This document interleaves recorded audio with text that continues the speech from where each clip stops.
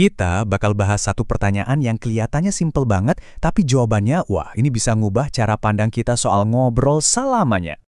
Beneran deh, coba berhenti sejenak dan mikir. Kenapa sih kita ngomong? Bukan cuma soal basa-basi ya, tapi kenapa coba? Dari sekian banyak cara, kok ya suara dan kata-kata yang jadi andalan utama kita buat nyambung sama orang lain? Nah, semuanya itu berawal dari satu fakta simpel. Kita ini nggak bisa hidup sendiri. Nggak akan bisa. Kita itu makhluk sosial. Kodratnya ya kerjasama buat bertahan hidup. Dan disinilah kuncinya. Kalau mau kerjasama, ya kita harus bisa ngeluarin apa yang ada di kepala kita kan? Entah itu ide, kebutuhan, atau mungkin peringatan bahaya. Intinya kita butuh jembatan buat nyambungin isi pikiran kita ke pikiran orang lain. Sebenarnya ada beberapa kandidat buat jadi alat komunikasi ini. Ada gerak isyarat, simbol-simbol, tulisan, semuanya bersaing gitu. Tapi ya, seperti yang kita tahu sekarang, kata-kata yang diucapin itulah yang akhirnya jadi pemenangnya. Nah, ini nih yang bikin penasaran, kenapa harus ucapan lisan? Ini bukan kebetulan loh, ternyata ada alasan-alasan yang kuat banget dan logis di baliknya. Jadi, ada 5 keunggulan utama yang bikin ucapan lisan menang telak. Yuk kita bedah satu persatu biar jelas. Oke, alasan pertama, ucapan lisan itu bisa ngomongin hal-hal abstrak, sesuatu yang nggak bisa kita lihat atau sentuh. Coba deh, gimana caranya nunjukin keadilan atau kemarin pakai isyarat? Susah kan? Nah, kalau pakai omongan, gampang banget. Kita bisa ngomongin air yang jelas kelihatan, tapi juga bisa ngomongin harapan yang sama sekali nggak kelihatan. Jangkauannya itu loh, nggak ada tandingannya.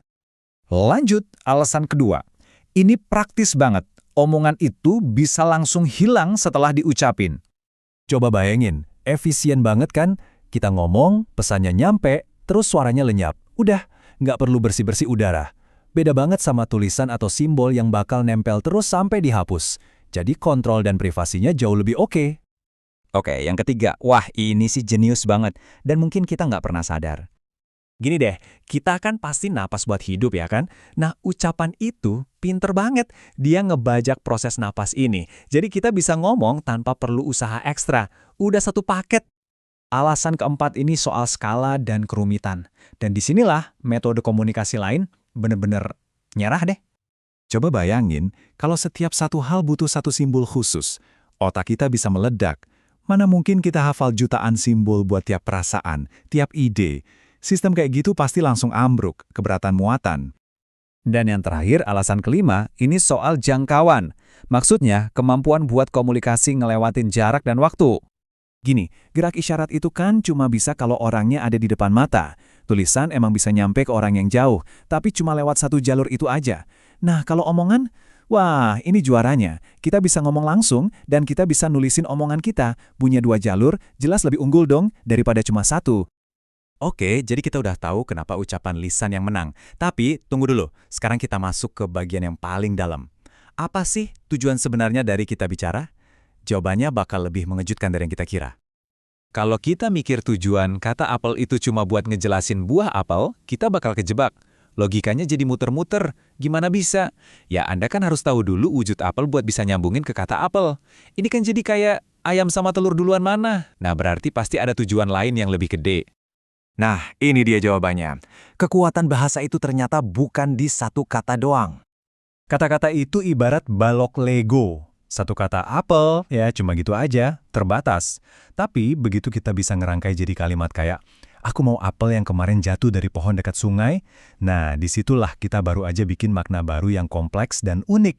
Itulah kekuatan bahasa yang sebenarnya.